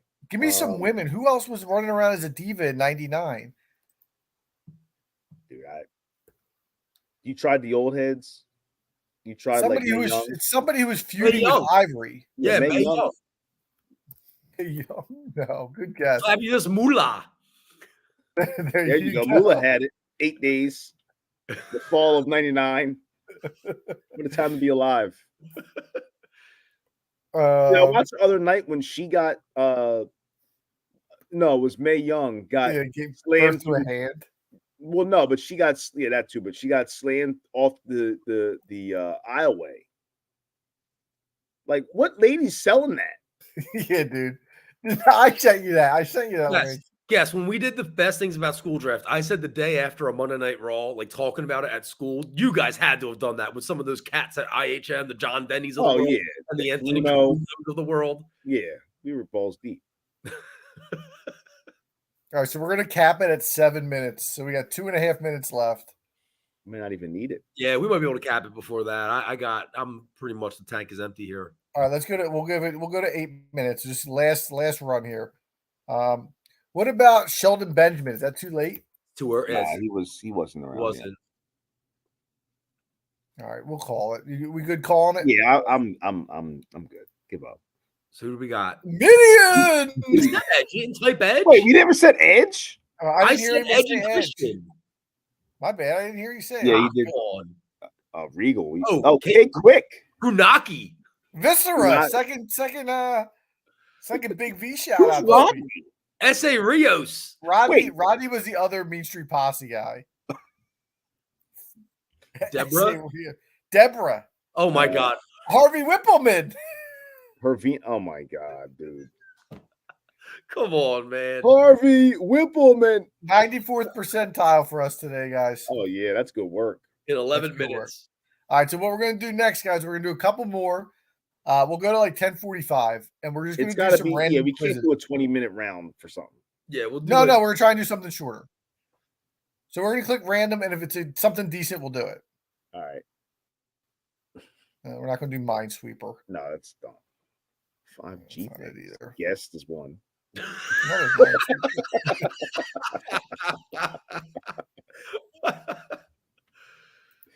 right. What is this? We're going to get there. Relax. Oh. This isn't great for the podcast version. No. All right.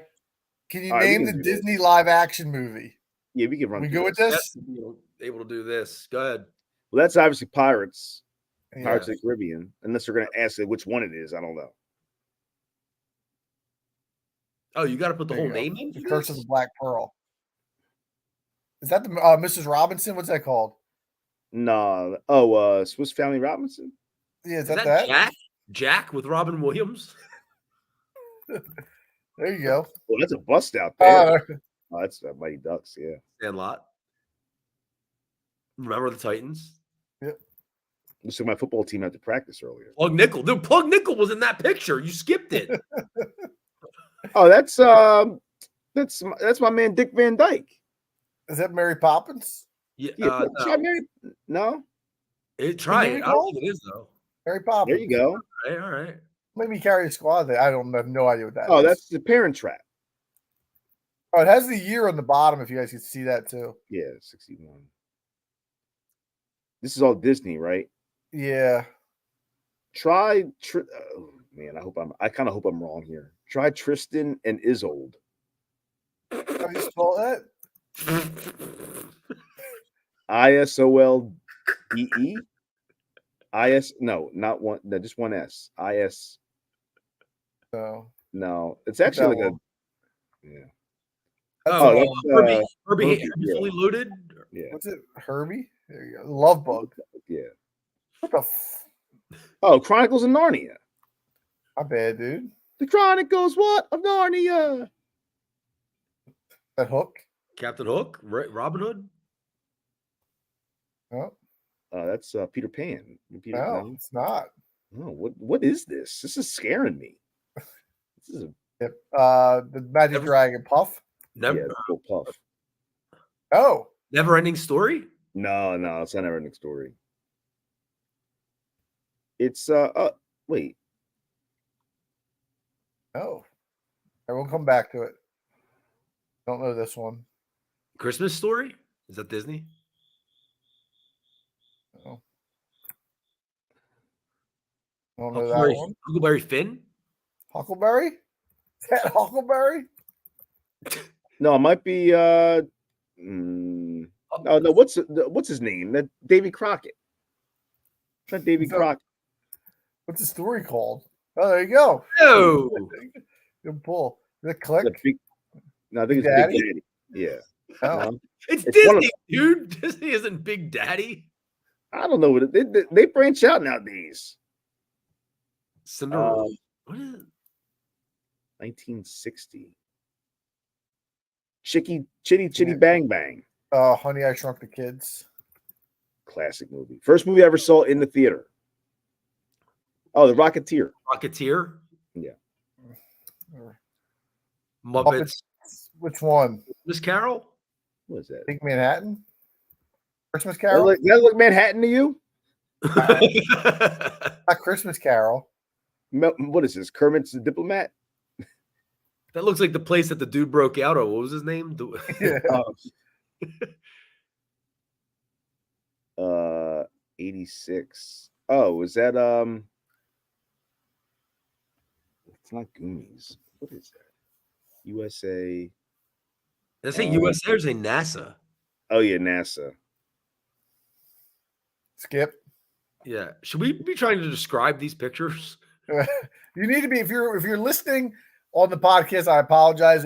I would much rather go to YouTube and follow us along. We're sharing the screen here for the Sporkle quiz. Tom Hanks in 2013. You should know this. That's your boy, dude. Who? You. Me? I'm not a Tom Hanks guy. You love Tom Hanks. What? I respect him. I don't. He ain't my boy. Am I thinking Tom Selleck? Nah. All right, I'm gonna skip it in a second. Sorry. Oh man. I know he's trying to see him. Tron. We should have known that last one. Yeah. Alice in Wonderland.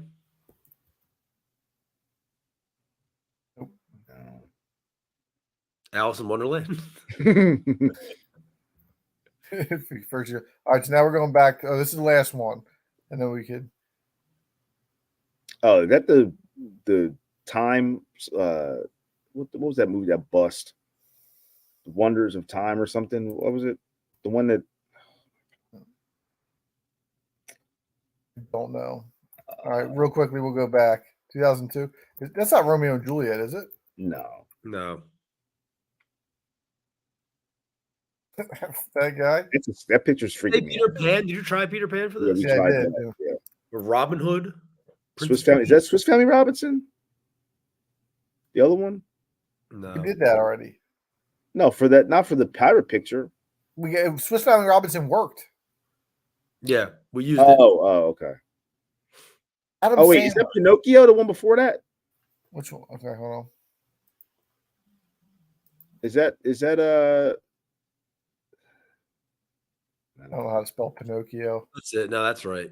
they would have given it to you anyway, probably. Adam Sandler. Disney movie. All right, I'm gonna click give up, guys. Yeah, give up.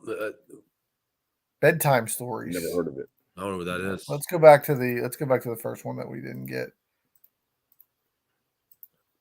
Tuck Everlasting. Yeah, that's Treasure Island. That's what I couldn't think of.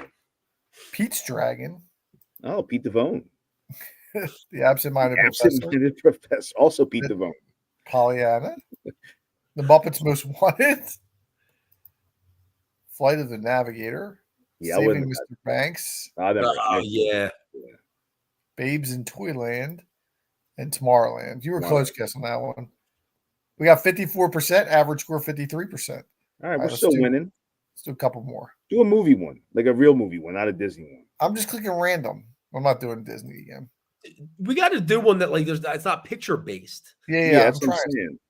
We'll get there. All right, McDonald's or Burger King? That's easy. Oh, Yeah, okay. That's we're gonna do that in 30 seconds. That's easy. Who played the actress on TV in these roles? We wouldn't. These are actors and actors. Yeah, it's a real name. All right. Do you know the actress that played the person designing women? Did you see that? I saw Full House people in there. Yes. You love Delta Burke. Delta Burke.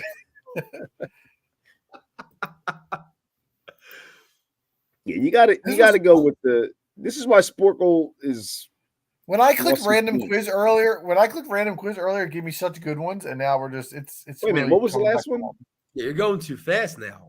Well, I'm telling you, they're not. Go ahead, skip this. Skip these. Yeah, they're just word ladders. Fictional Jews.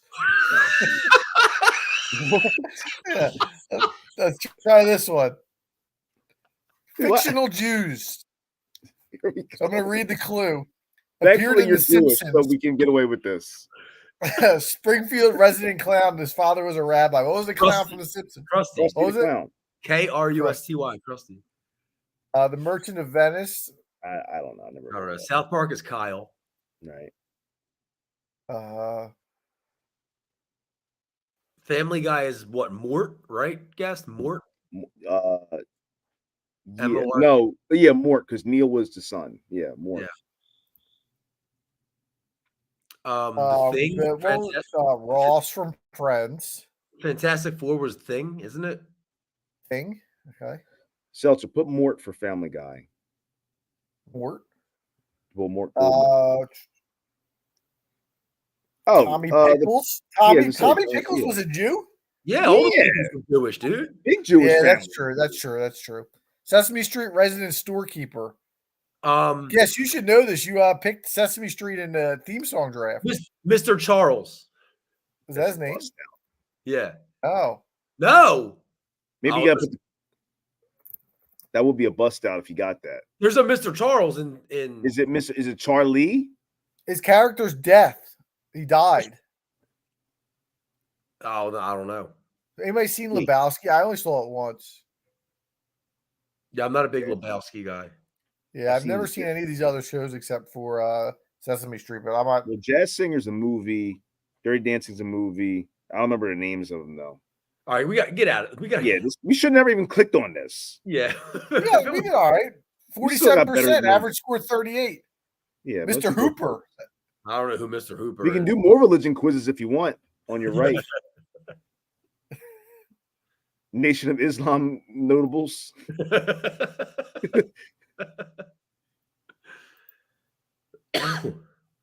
Figure out the famous pairs. These are all pictures, though. Yeah, those are pictures, right? Oh, there you go. The Bible. You got to keep it. What the hell is going on? Maybe this wasn't a good idea to just click on random. This was not our best segment here, so we apologize for this. There you go. Let's do this. All pictures. Nobody can. Yeah, Gavin. Oh, right. Okay. People listening, they already tuned out though. Let's be honest. Yeah, we're just probably playing for ourselves. We opened up by naming 150 wrestlers off the cuff in 4 minutes. You want to do this Heisman to #1 draft pick? Everybody plummeted off this once that happened. Yeah, I guess we can do this, right? You want to do that one? I mean, we already. I thought the objective was to do other non-sports. Yeah, that's too easy. We're gonna get something soon. I can feel it. Spot the U.S. presidents. Spot the president. Oh my God. Here we go. American Film Institute's top 10 movies. I could do this one. All right, let's just do it. We'll let guests cook. All right, so this is a list of. Dude, I watch movies from the 30s, bro. I'm a big OG movie guy. Pulp Fiction. All right. Let's play this. Movies from the 30s. Yeah, we got it. Goodfellas. So that was 94 Travolta and 1990 Ray Liotta. Wizard of Oz. Godfather. Wizard of Oz. Wizard of Oz. These are some old movies in here. Scarface. Here's one out for you, 1931, Public Enemy. Is that James Cagney? Yeah. You got Jerry. Yep, let's say Jerry Maguire. Yep. Maybe Bull Durham or Field of Dreams. I got to go in order here because it's too Rocky. Bull Durham. Yeah, there you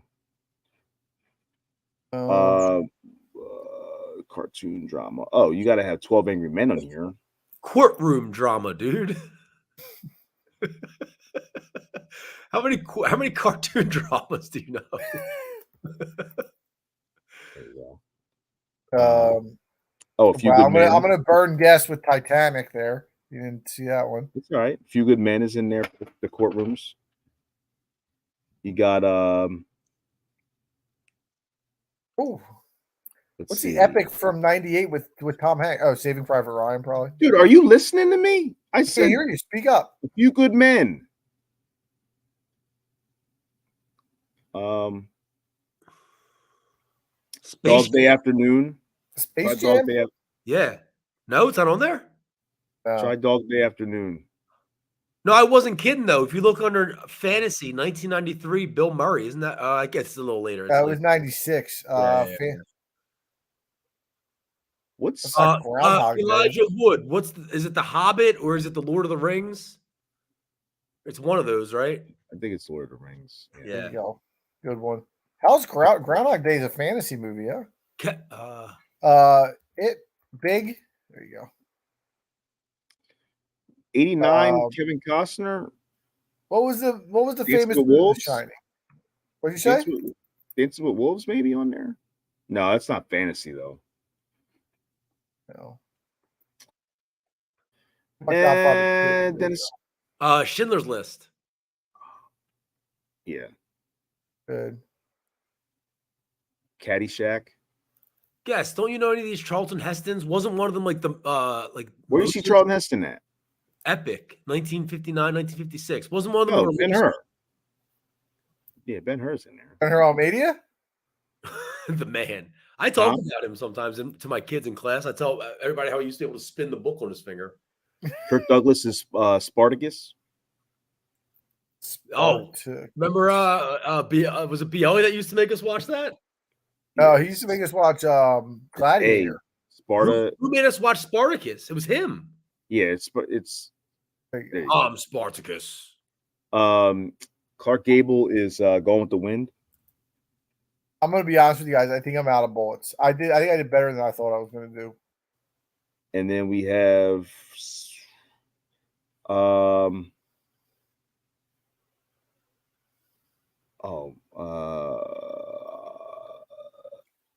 also be honest. I don't think this is that much better because it's not pictures. No, this is terrible. This is a terrible segment. 7. We're just rolling with it. I apologize for this. But if you're watching, what you can do is see the quiz that we're playing, go play it yourself and see if you do better than us. Stelter, do 7. I think that might be the mystery. No, it's 7. I know it had a weird spelling title. Yeah, it was like a 7 instead of a V. But I don't know. Usual Suspects.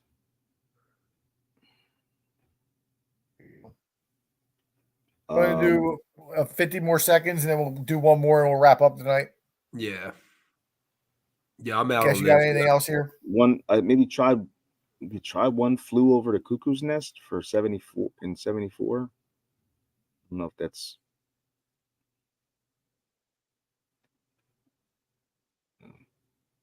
Just call it. These are all from like the 40s. Pride of the Yankees. Bonnie and Clyde, yeah. It's a Wonderful Life. I should have got some of these. There's a lot of these that I've never heard of. North by Northwest, I just watched that. Like, I should have got that. Field of Dreams being on the fantasy list instead of the sports list is a little bit of a reach for me. Yes.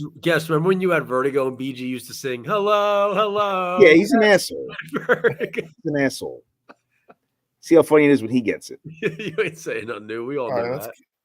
Let's go music, and then we'll try and get a random music quiz. Random music.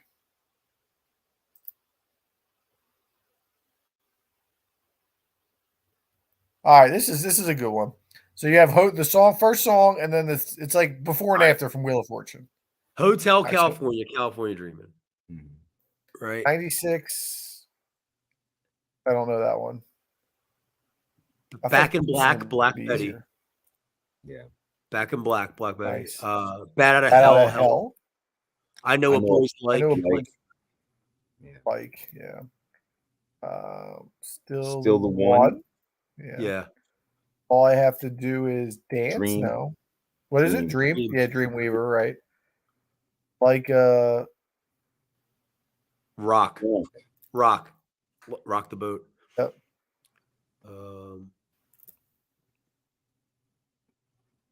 Dancing. Good one. Foolish Games. No, Heart. Yep. Also got Crazy in Love. Mm-hmm. Oh wait. Drunk. Drunk in Love. Drunk. Yeah, that's a good one. No. Tangled Up in. I thought it was Tangled Up in You, but that's not right. Blue Bayou. Tangled Up in Blue. Gangsta's Paradise is down there. London. Paradise. We got to pick up the page. We only got 3 minutes left. Well, I'm giving you one. Paradise. London Calling. All right, we're trying to go in order here, but okay. Calling seltzer. Brown. House. Light my fire. Yeah. Sunshine. This segment's so bad for the audio. So bad. Here in the sky. I tried that. It's not right. Really? Clouds. Night. Okay. No woman, no cry. He's a rebel yell. Yeah. Yep. Don't be cruel to be kind. We got the beat. We got the beat. Lust for life. No. No? There you go. Yeah. There you go. Yeah. Jesus. Personal Jesus. Yeah. Nothing. Our day will come. Come on, Eileen. I want candy shop. Yeah. Young hearts run free falling. It's my Life? No. High? Fight the power of love. High all the time? Where's that? Oh, wait, where you see that at? Above gold? No. Party. It's party. Good. Oh man, Eddie Murphy. Yeah. I actually like that song. He's shelter from the storm. Karma Police. Must have got caught in love. What? No. All right, we got 3 left. 96 blank and blank on my pillow. Sleep on my pillow? Shit on my pillow? Devil? Devil without a face? Angel without a face?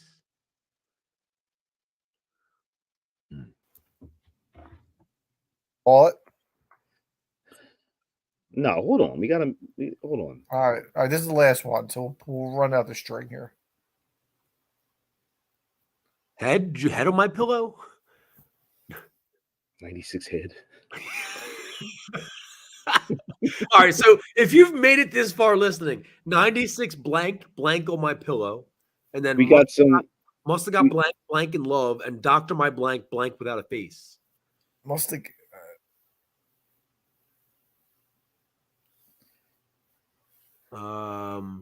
It's not. I don't know. There you go.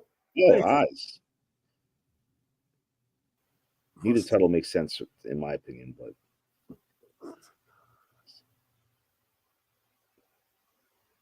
Eyes without a face makes sense. Doctor My Eyes. I'm not sure about that one. What are these all #1 songs? Yeah. They just random songs. No, they're just random songs. Oh no, still #1, but no, yeah. Okay. 96. Bonnie and Clyde. That's what I was thinking, but then that wouldn't make sense. Bonnie and Clyde on my pillow. Some kind of kinky stuff. 38 out of 40 is pretty good. Yeah, that's definitely gonna be way higher than most people. Tears and Must Have Got Lost. All right. Well, anybody's listening to me got some good Bear Doyle to give out to you guys. Yeah, I'll buy you some Bear Doyle myself if you just tell me right now what the lyrics we just missed, the song titles we just missed. Just shoot me a DM. You know what? That will go down as one of the worst segments in show history. Yeah, that was not our best one.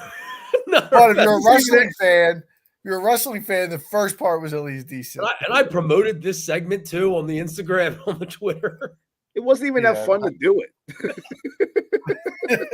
Yeah, can we delete this? We might just say we had technical difficulties in the last segment got cut off. Oh my God. Live and learn, boys. I've listened to every episode of the pod. I'm probably going to skip that segment when I listen to it in my car. I don't think I'm going to listen to that. The question is, at this point, at the end of the show, do you walk back into the door? Like Mr. Rogers style. I'll answer that right now. All right.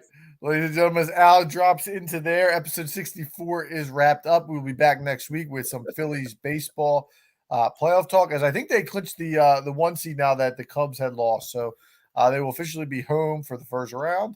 and we're going to drop that beat, and we'll see you next week.